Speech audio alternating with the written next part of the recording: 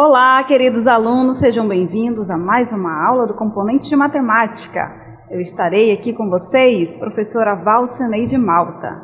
Estou curiosa para saber qual é o conteúdo da nossa aula. Vamos lá verificar?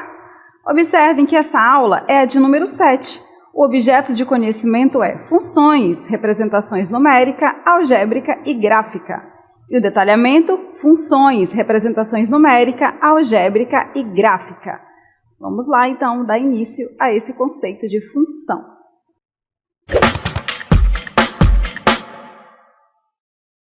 Olá! Hoje eu estou aqui, na Vila Olímpica de Manaus, porque eu quero mostrar para vocês de forma intuitiva o que é a função, o conceito de função, tá certo? Eu estou aqui exatamente na pista de atletismo. Por quê? Porque essa modalidade ela é um exemplo de função. Como?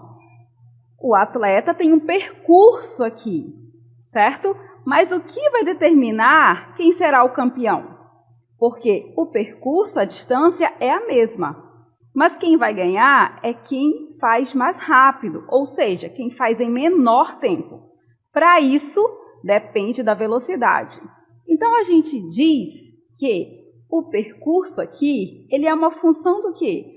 O tempo que o atleta vai percorrer depende da velocidade que ele vai aplicar ali nesse percurso, tá certo?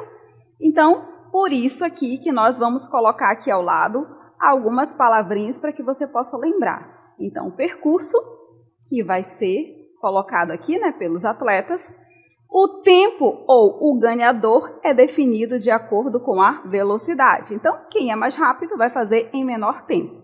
Agora, em linguagem matemática, uma função é uma relação matemática que estabelece uma correspondência entre elementos de dois conjuntos. Nesse caso aqui, tempo e velocidade. Então, temos aqui que o tempo necessário para percorrer uma distância depende da velocidade. Ou seja, o tempo necessário para percorrer uma certa distância é uma função da velocidade, pois para cada velocidade média há um tempo associado, certo? Por isso nós temos aí nossos medalhistas, nossos campeões. Por exemplo, em provas de corrida no atletismo, onde cada corredor obtém um tempo diferente, mas o percurso ele é o mesmo. A velocidade vai dizer quem é o campeão. E nós trouxemos aqui alguns exemplos disso, Nós trouxemos aqui os exemplos dos 100 metros, que é uma modalidade, está bem presente aí nos campeonatos mundiais, também nas Olimpíadas, tá certo? E nós temos aí que o tempo necessário para completar uma prova de corrida depende da velocidade do atleta. Trouxemos aí os recordistas, tanto homens quanto mulheres, os 3 primeiros colocados. E aqui nós temos nomes bem famosos, certo? E nós trouxemos essa tabela aqui para mostrar para vocês justamente isso, que isso é um exemplo de função. O tempo está dependendo do quê? Está dependendo da velocidade. Então, nós temos aqui, na primeira posição, o grande famoso aí, Acho que ninguém esquece, ele é inesquecível, o Bolt, o jamaicano. Ele teve o menor tempo nessa modalidade e até hoje ninguém chegou perto dele. Ele conseguiu esse feito em 2009. E depois disso, só ele mesmo, que conseguiu ainda ficar perto desse tempo. E foi lá em 2012. E foi 9,63. Depois disso, nós temos 3 empates aqui, que foi o próprio Bolt. Ficou próximo ali também, com esse mesmo tempo, o Tyson Gay, que é um americano, isso foi em 2009, e o Orhan Blake, também jamaicano, Então, essa bandeira impera aqui nos nossos primeiros colocados. Já no feminino, vamos observar aqui, A primeira posição, e até hoje ninguém conseguiu ainda quebrar esse tempo da americana, da Joyner, Isso foi há muito tempo, foi em 88, e até hoje ninguém chegou nem perto dela, certo? E aí depois de muito tempo é que a Thompson, em 2021, chegou também em segundo lugar. E depois a Chelly M, a Price, né, que é chamada assim, em 2021 também. Lembrando que essas duas aqui também são jamaicanas, né? Então, eles são famosos aí por serem campeões aí nessa modalidade. Então, gente, trouxe esse exemplo para mostrar para vocês que isso é um exemplo de função, tá? E um outro exemplo bem prático aqui de função é o exemplo do abastecimento. Por quê? Porque você paga uma quantidade de acordo com o que você abastece, certo? Então, o que está aqui em função do outro? O preço a pagar depende da quantidade de combustível que você vai colocar no seu automóvel, tá certo? Então, esse é um exemplo bem simples de função também. Vamos colocar aqui em modelos práticos, vamos colocar isso em uma tabela, vamos colocar valores para a quantidade de combustível. Nós vamos utilizar, então, como medida os litros, tá, para combustível, e o valor a pagar em reais. Vamos, então, à nossa cartela, porque nós temos uma tabela aí para explicar essa relação, que é essa função, tá certo? Diz assim, ó, o preço a pagar depende da quantidade de combustível. E nós temos aqui uma tabela, que na primeira coluna nós temos a quantidade que vai ser abastecido, e na segunda coluna nós temos o valor a ser pago, tá? Então, cada quantidade vai obter apenas um preço a pagar. No caso, o valor unitário aqui do litro de combustível é de R$ 7,00. Então, se você abastecer apenas 1 litro, você vai pagar R$ 7,00. 2 litros, R$ 14,00 e assim por diante. Então, observe que para cada quantidade existe apenas um preço a pagar, tá certo? Então, o preço depende da quantidade que você vai abastecer, tá certo? Então, esse aí é um exemplo de função, um exemplo intuitivo aí de função, tá ok? Agora nós vamos mostrar a noção de função como relação entre dois conjuntos. E eu vou continuar aqui nessa mesma cartela, porque eu quero que vocês visualizem aqui essas duas colunas como dois conjuntos, tá certo? Então, aqui na quantidade de combustível é um conjunto, vou colocar aqui em diagrama, e o valor a pagar é outro conjunto. Então, o primeiro aqui, ó, está relacionado com o segundo, certo? E eu posso fazer essa representação de várias formas. É o que nós iremos mostrar aqui na próxima cartela, tá? Então, um conjunto, ele é uma coleção de elementos. E como a gente pode representar os conjuntos? Existem várias formas. Uma forma é por extensão. Ou seja, você vai listar os seus elementos. E quando eu falo em listar, lembra que conjunto nós colocamos os elementos entre chaves, tá certo? Vamos melhorar essas chaves aqui. Colocamos o conjunto entre chaves. E nós vamos dar o nome para esse conjunto, tá certo? Nós estávamos falando ali de quantidade de litros, certo? De combustível. Então, eu digo que esse conjunto é o conjunto L, que é a quantidade de litros, e aqui dentro eu vou colocar todas as quantidades, ok? Isso aí é por extensão. A outra forma de representar é pela compreensão, ou seja, eu vou dizer uma característica, uma propriedade comum a todos esses elementos, tá certo? Eu posso colocar, por exemplo, uma propriedade comum, por exemplo, o tanque de carro. Um tanque de carro, por exemplo, que só pode abastecer até 40 litros. Então, eu digo que aquele conjunto é menor ou igual a 40, porque o tanque cheio será 40 litros, ok? Nós temos também a representação gráfica, que a gente pode utilizar o diagrama, tá? De Euler, que foi o que a gente colocou ainda agora, né? A gente coloca 2 diagramas ali para representar esses dois conjuntos, tá ok? É o que nós temos aqui na nossa próxima cartela. Observem aqui, ó. Antes de ler a definição, eu quero que vocês olhem para a imagem. Observe aqui. Eu tenho o conjunto A e eu tenho o conjunto B. Então, é a representação aqui por diagrama, onde cada elemento do conjunto A está relacionado com um e apenas um elemento do conjunto B. O conjunto A está dizendo aqui que é a quantidade de litros. O conjunto B é o valor que vai ser pago, ok? O que mais? Nós temos aqui a listagem desse conjunto. Quem é o conjunto A? Ó, entre chaves aqui, ó, 1, 2 e 3. Quem é o conjunto B? 5, 10 e 15, tá certo? Mudou os valores aqui, mas não tem problema, tá certo? Temos também aqui uma característica única. Está dizendo aqui que o conjunto A, cada elemento de A, ele pertence aos números naturais. Os números naturais são 0, 1, 2, 3 e assim por diante, são infinitos. Sendo que cada um desses elementos, eles têm que ser menor ou igual a 3. É o que temos aqui, ó. 1, 2 e 3. São todos os números naturais menores ou igual a 3, ok? E o conjunto B, que ele chamou aqui, ó, de Y, a característica comum de Y, ele é o quê? É que é 5 vezes o X, ou seja, Y, eu vou colocar maior aqui, tá, para vocês visualizarem, é o quíntuplo do conjunto A. Então, se no conjunto A eu tenho aqui o elemento 1, significa que o Y, a imagem dele aqui, ó, vai ser 5 vezes 1, que é 5. A mesma coisa eu tenho aqui também com o próximo elemento, que é o 2.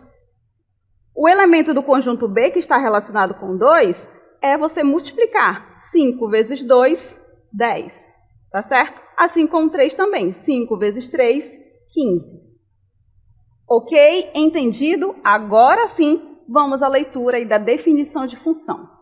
Dados dois conjuntos A e B não vazios, se F é uma correspondência, uma relação entre A e B, e se cada elemento de A corresponde a um e um só elemento de B, então F é uma função ou aplicação de A em B. Isso aí é o conceito de função, tá certo? E é o que está exemplificado aqui no nosso diagrama. Temos uma forma de representar isso. Como que a gente escreve isso em notação matemática? A gente escreve assim, ó, F é uma função de A em B.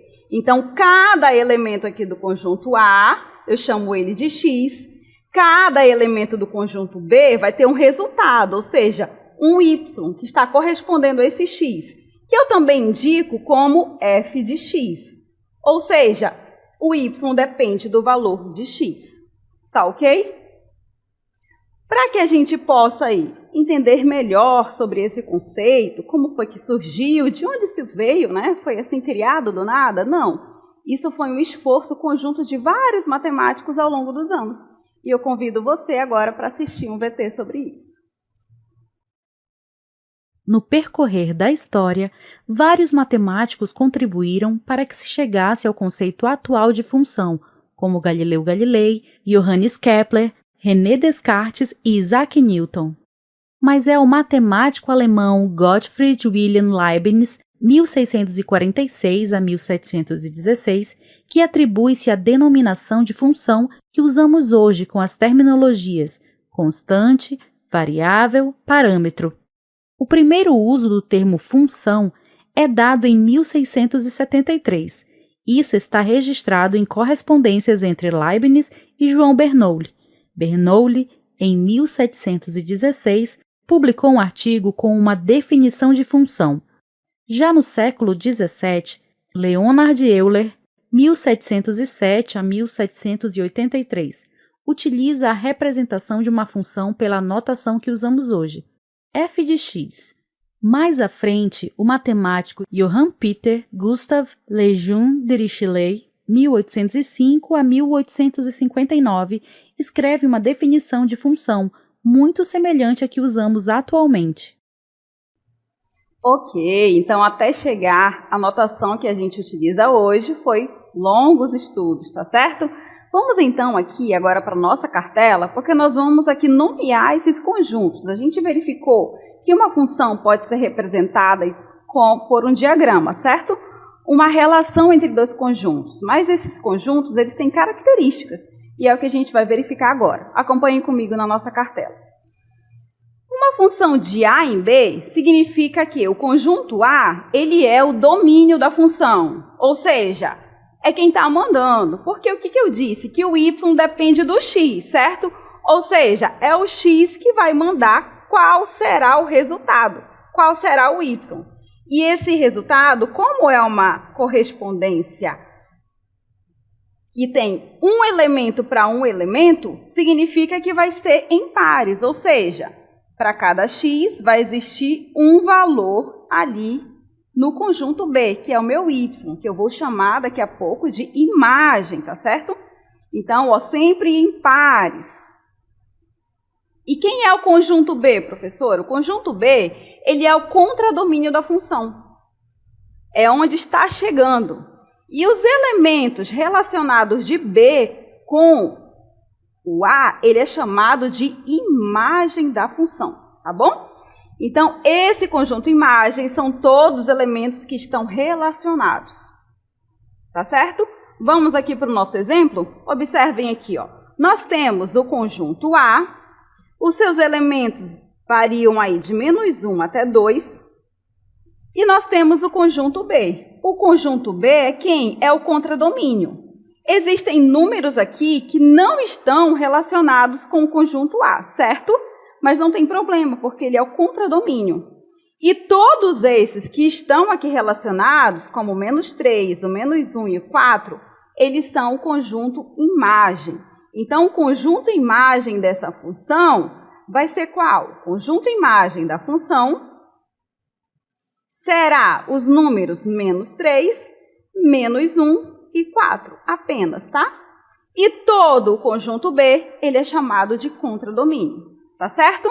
Ok? Então, até aí, lembrando também, mais uma vez, que a imagem da função, ela pode ser representada como y ou como f de x, como está aqui. Eu vou colocar maior para que vocês possam visualizar, tá certo? Então, toda vez que falo em f de x ou y, estou falando da imagem, ou seja, do resultado que você aplicou ali para encontrar a imagem, tá certo? E isso tudo depende do valor de x.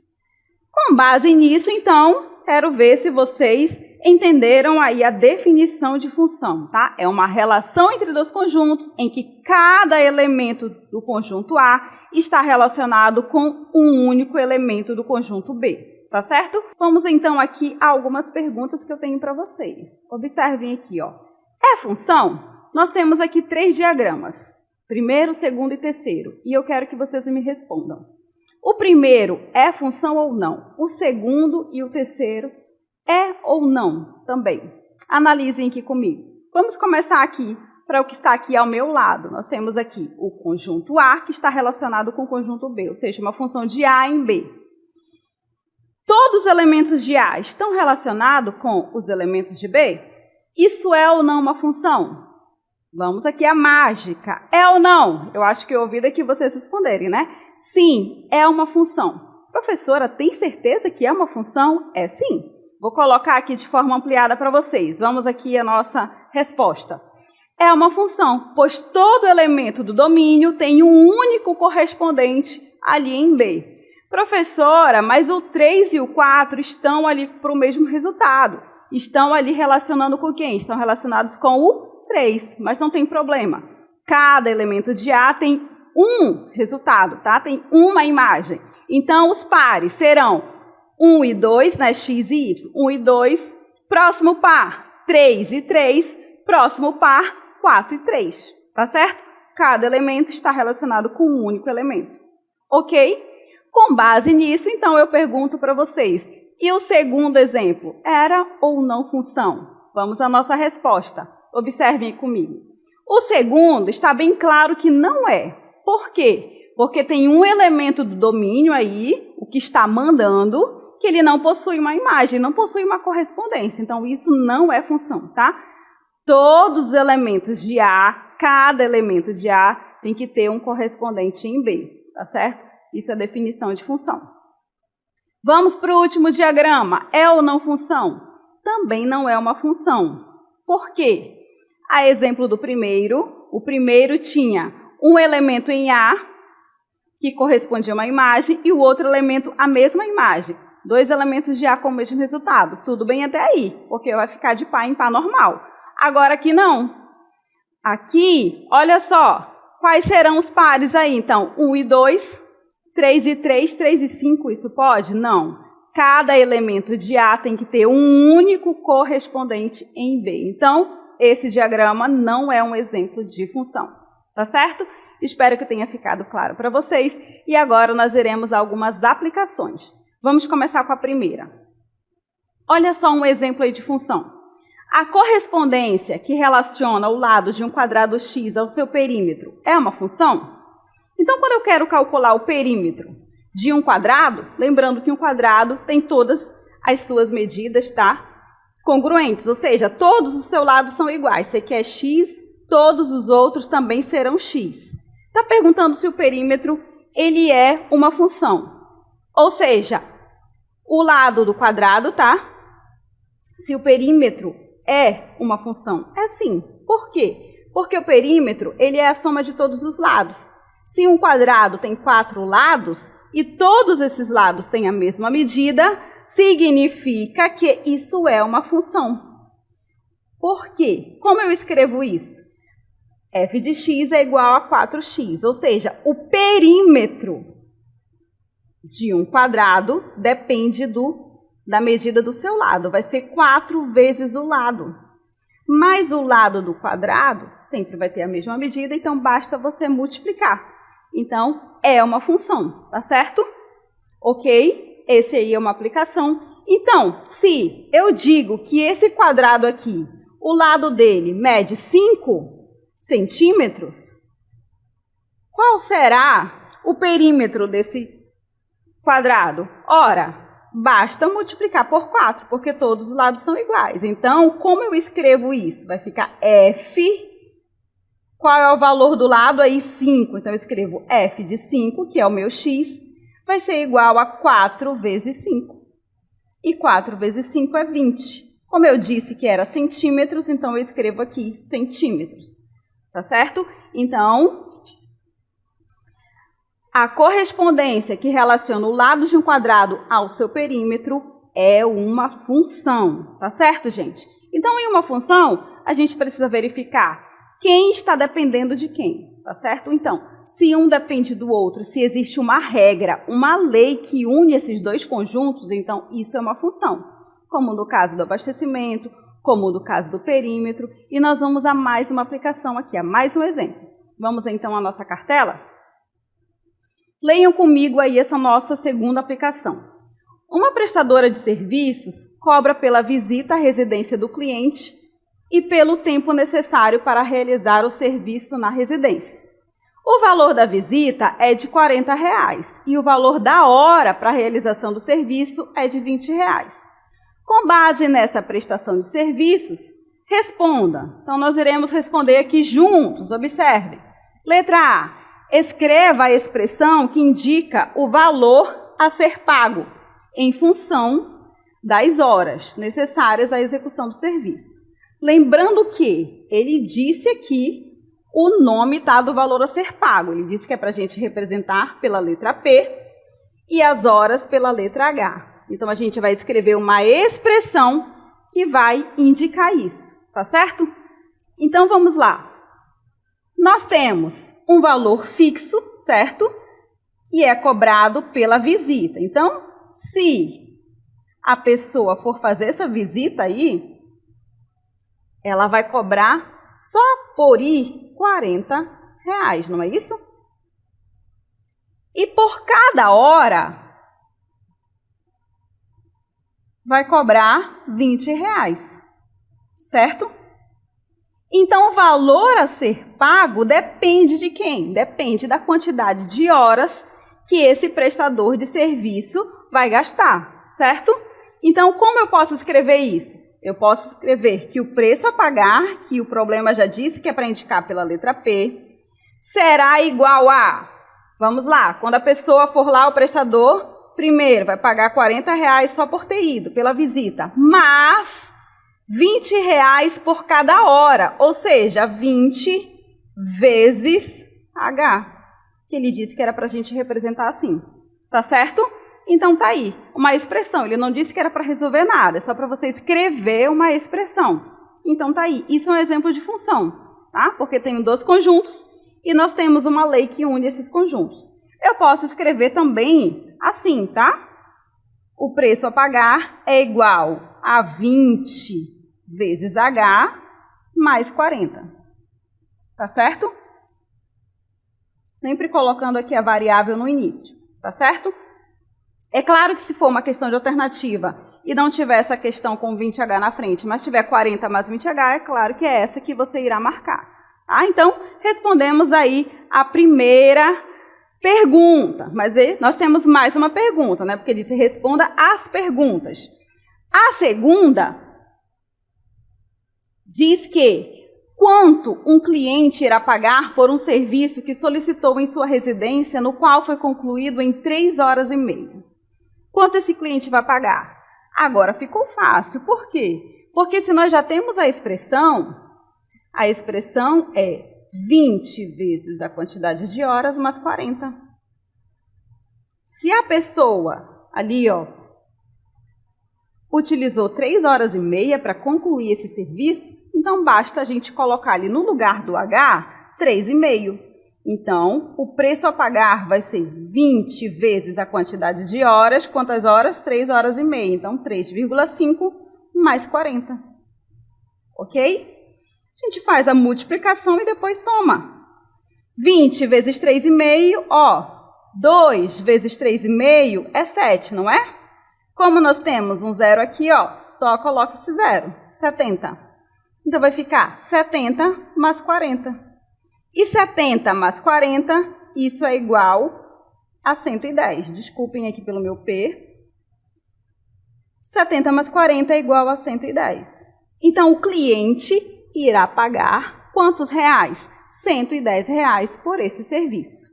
Ok? Espero que tenha ficado claro aí para vocês o conceito, a noção de função, como representar uma função e, principalmente, como aplicar e resolver um problema que tenha função, tá certo?